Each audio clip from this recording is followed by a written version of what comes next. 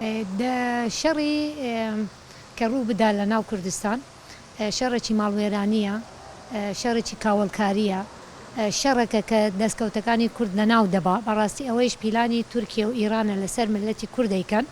هەمومان ئەزانین تورکیا پێ ئەوەی هەیە، میساقی ملی هەیە، دەیەوێ بە تایبەت باشوور و ڕۆژاوای کوردستانش بخەتە بن کۆنتترۆلی خۆی بۆ ساڵی 2023.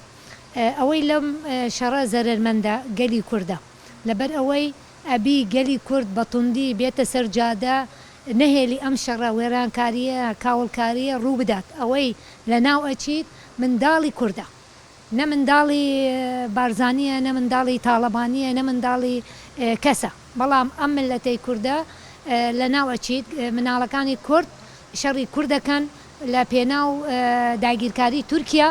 ئێمە داواکارین لە هەموو دایکانی کورد بە تایبەت بێنە سەرجادە و دژ ئەم شەڕە وێرانکاریە بوەستنەوە، چونکە زەرمەندی یەکەم و دووەم و سێەم و دەیەمین گەلی کووردە بگرە ناوی کوردیش لە ناوەندە جیهانیەکان ناشرین دەبی. ئەوەیش بە تایبەت و بە خەستی ئامانجی دەوڵەتی داگیرکەری تورکە. بێگومان ئەم شەڕی کە ئێستا کە پارتی دیموکراتی کوردستان دەستی پێ کردو پێشەنگایەتی کردووە، بێگومان ئەمە شەڕی بە وەکالەتی دەوڵەتی تورکیایە، ئەمە ئامانجی دەوڵەتی تورکیایە خەونە بەدینە هاتووەکانی دەوڵەتی داگیرکەری تورکیا لە پێناو ئامانجەکانی خۆی وە لە پێناو جێبەجێکردنی میساقی میلیدا ئەوێ شەڕێکی وەها بکات. طبعاً پارتیشی کردو بە نوێنەری خۆی لە باشووری کوردستانە بۆ دەستپێکردنی ئەم شەڕە.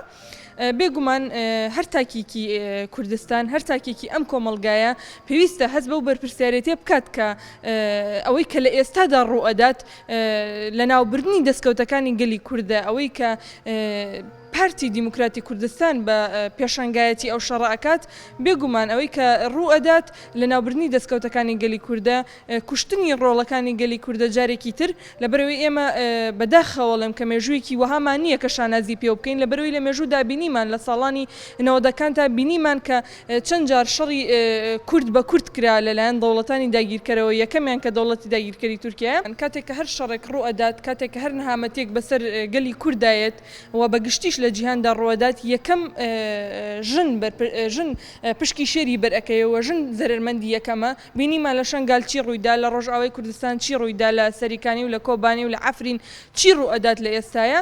بۆیە پێویستە هەمومان بە یەک هەڵوێست ڕوبەڕووی ئەو هێرشە داگیرکاریانە بینەوە، هەمومان بە یەک هەڵوێست لە بەرامبەر ئەو هێرشانەدا بۆستینەوە.